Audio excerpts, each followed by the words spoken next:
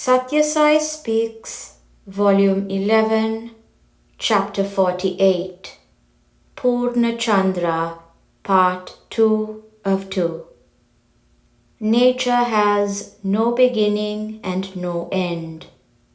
One of the stages of development of beings born into divinity is Manava Tattva, humanness. Being endowed with manas, mind, which is an instrument for bondage to as well as for liberation from physical shackles. Some people define Prakriti, the objective world, as a mere fancy of the mind, but it is as valid as real as the Lord Himself. God has no beginning and no end. Nature or Prakriti too has no beginning and no end. Prakriti is a stream that flows from beyond time into the timeless future. The individual is the Purusha, the person who resides in this Pura, body or castle or fort. There are two Purushas, the Shara Purusha and the Akshara Purusha. The Shara Purusha is bound up with material life, and so he is subject to change. He is entangled with the 5 koshas, sheaths, the 5 pranas, vital airs, the 5 indriyas, senses of perception. The Akshara Purusha is the Sakshi, witness. There is another overall Purusha, the Purushottama, who is beyond the 3 segments of time, the 3 universes, and is everywhere at the same moment and all moments. His glory is evident in all things and beings. You should strive to escape from the identification with the body and feel that you are only the residents of the body, the Shara Purushas. Then, by sadhana, you are able to cognize the Akshara Purusha, who is the witness of even the Shara Purusha, the Jiva.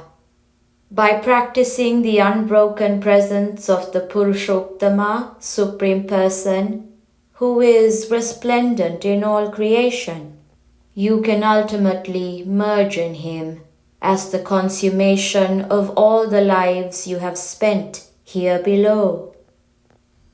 Devotees who worked with a spirit of dedication, members of the Sai organization, and those who adhere to the universal path to Sai should not be carried away by ideas of inferiority or superiority based on differences of religion, caste, or creed.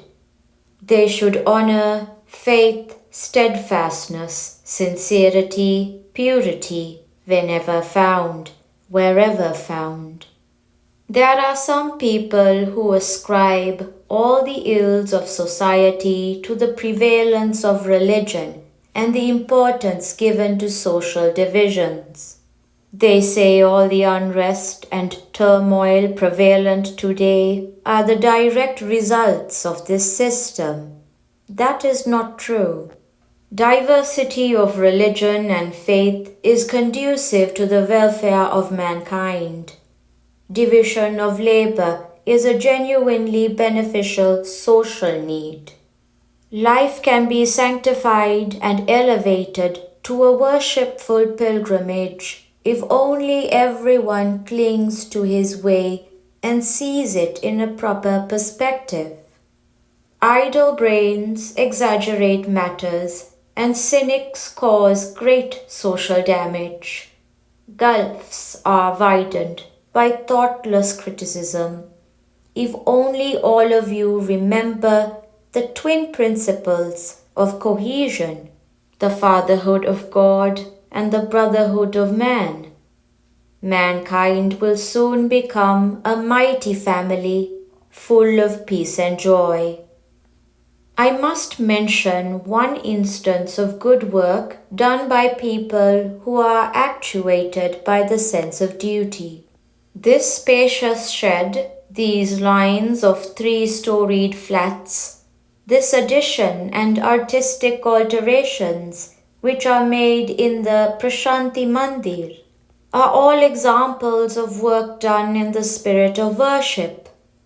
Swami confers blessings on the engineers whom he has called up to sit on the dais, for they have done significant service by providing more facilities for the streams of devotees who long to stay in Swami's presence. We have here the 82-year-old engineer, B. Sathya Narayana of Andhra Pradesh, who has held positions of great responsibility and high usefulness in the past. He has worked with full fervor and enthusiasm, using all skills for the works allotted to him. Joga Rao has shouldered the responsibilities laid on him as an engineer by Swami admirably well. He has worked night and day in a spirit of dedication. I bless them and their families. May they enjoy peace, health, and happiness. Become free from the taint of selfishness. This vastly spacious shed, with all amenities of lighting and sound equipment, where you are sitting comfortably in thousands, with this platform so broad and deep and so impressively designed, are the products of the dedication and sense of duty of another individual, about whom I want to tell you, keeping in mind the target date set by Swami. Sri P.R. Kamani, one of the greatest of Swami's devotees, has personally supervised the erection of this shed, supplying scarce articles like iron and cement, and also the technical guidance and skill. With a smiling face and an exuberant heart, he sought to fulfill Swami's sankalpa and succeeded. Sri P.R. Kamani is responsible for giving you all so much delight. His devotion and the loving care and steady attention that he bestows on any work connected with Swami is really remarkable. It is decided that this great auditorium shall be consecrated to the memory of Sri P.R. Kamani. From this day it shall be known as the Poornachandra Auditorium.